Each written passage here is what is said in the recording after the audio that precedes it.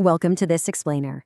Imagine for a second a text so incredibly profound that it isn't just seen as some ancient religious manuscript, but literally as a universal manual for human life.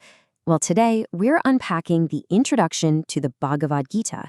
Now, whether you're already deeply familiar with Eastern philosophy or you're just dipping your toes into the subject for the very first time, this text stands as an absolutely massive, foundational pillar of moral and spiritual growth. As our source material highlights right out of the gate, it's a doctrine of universal truth. And really understanding what it is and what it signifies carries incredible relevance for the entire world right now. To properly set the stage here, consider this beautiful quote from the Vedas that actually opens our source text. Let noble thoughts come to us from everywhere. Honestly, that perfectly frames our whole exploration today. You see, the Gita isn't trying to lock you into some rigid sectarian box. Its message is sublime, exceptionally open, and entirely non-sectarian. It basically operates as an open invitation for all of us to gather wisdom, totally regardless of your cultural or geographic background. And you can clearly see that broad, universal appeal when you look at exactly who it's impacted over the centuries. We are not just talking about a dusty text meant for a few esoteric scholars. We're talking about giants of science, philosophy, and leadership. People like Henry David Thoreau, Ralph Waldo Emerson, Albert Einstein, J. Robert Oppenheimer, and Mahatma Gandhi. They all heavily relied on its wisdom.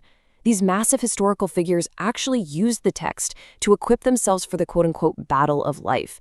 It serves to purify the psyche, giving us deeply practical tools to face the immense, sometimes overwhelming challenges of modern living. So, what exactly is in there that attracted such brilliant minds? Well, the Gita tackles the absolute core questions of human existence. Mainly, who am I? And how in the world can I lead a happy and peaceful life when everything around me is so full of dualities and dilemmas? Our source points out that humanity's greatest predicament is, well, ignorance of metaphysical or spiritual knowledge. Basically, just not knowing our real identity.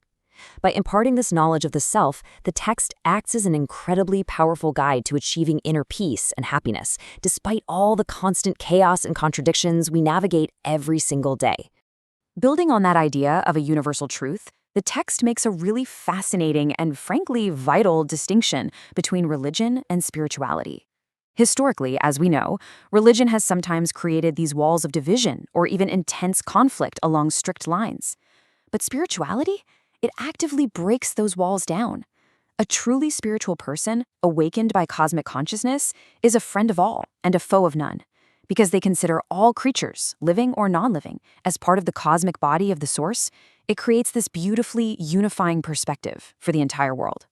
Now, given how peaceful and deeply unifying that message is, the actual physical setting of the Bhagavad Gita is incredibly striking. It does not take place in a quiet temple, or a secluded forest, or some peaceful mountaintop.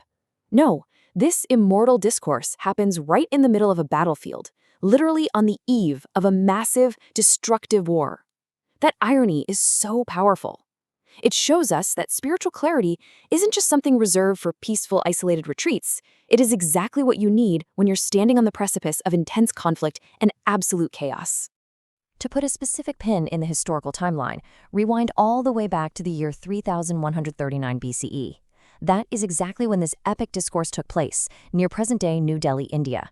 We're talking about 700 verses of Sanskrit poetry, recorded within the world's longest epic, the Mahabharata, which itself has over 100,000 verses. And the way it's framed within the epic is so fascinating. It's actually narrated by a charioteer named Sanjaya.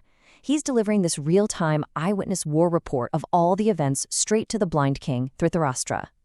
Okay, so to really understand the stakes of this battlefield, we have to look at what is basically the ultimate high-stakes family dispute. It's a classic tale of a fractured family and massive political breakdown. Initially, the kingdom was divided between two sets of cousins, the Pandavas and the Kauravas. But then Duryodhana, the eldest of the Kauravas, gets deeply jealous. He unlawfully seizes the entire kingdom and flatly refuses to give back even a single acre of land. Lord Krishna and others tried multiple times to mediate, but all attempts completely failed. And so, this totally devastating war became absolutely inevitable, with the Pandavas pulled in as unwilling participants. Which brings us directly to the emotional core of the entire text, Arjuna's dilemma. Arjuna is one of the 5 Pandava brothers, a remarkably skilled warrior, and he suddenly finds himself totally paralyzed by the choice before him. On one hand, he's compelled to fight for his right as a matter of pure duty.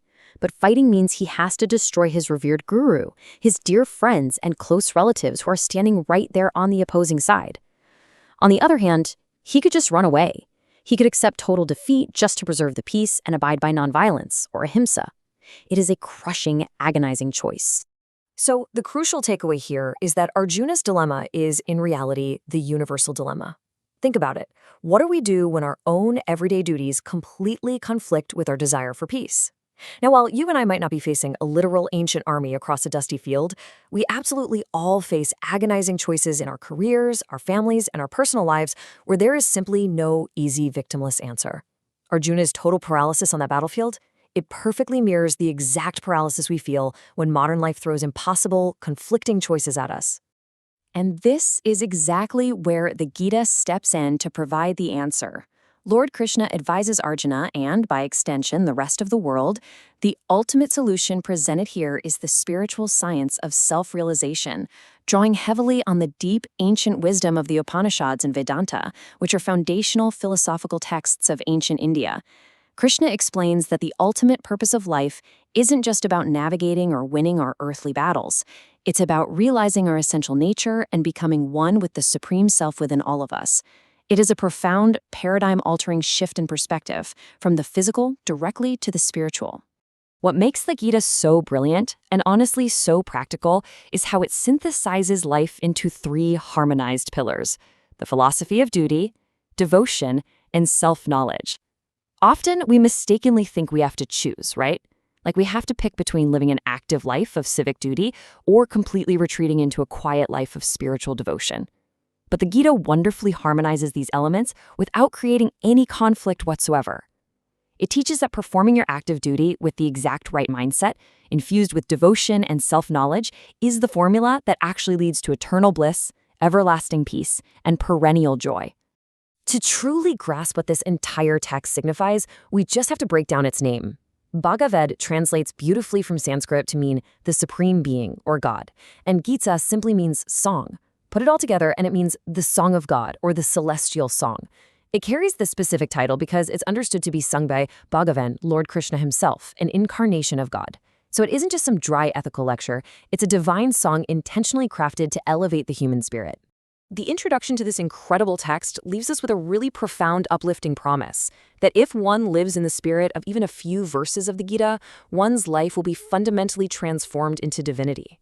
Our source explicitly notes that absolutely no change of your personal faith or your lifestyle is strictly needed, just an awakening of consciousness. So I want to leave you with this question to ponder. If this knowledge can guide you to inner peace and self-realization without having to change your entire lifestyle, how are you going to face your own battle of life today? Thank you so much for joining me on this explainer.